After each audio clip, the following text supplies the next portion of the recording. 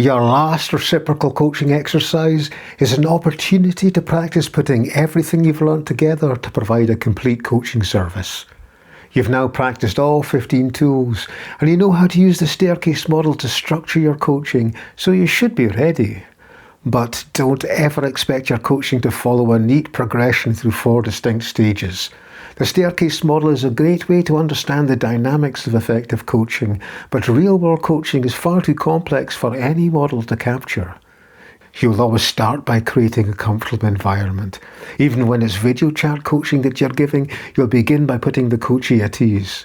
You will always initiate the coaching itself with a fully open question, and you will always finish with a dare question, with clarifying the coachee's commitments and deciding when to follow up and check how they've got on.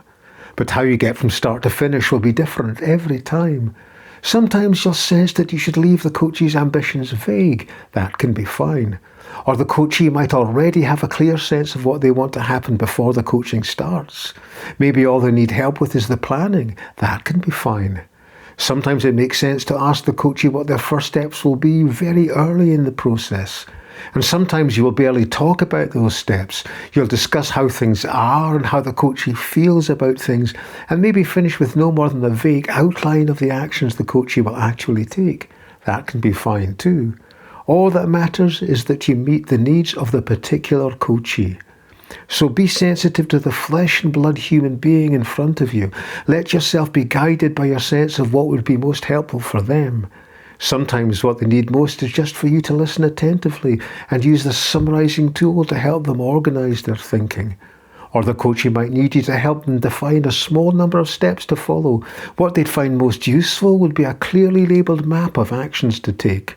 There's all sorts of things that a coachee might need from their coaching. You never know what they actually need until the coaching itself is underway and the coachee has begun to reveal the details of their situation.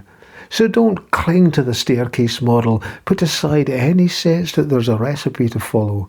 Instead, focus on the coachee. Try to discover what they need from their time with you.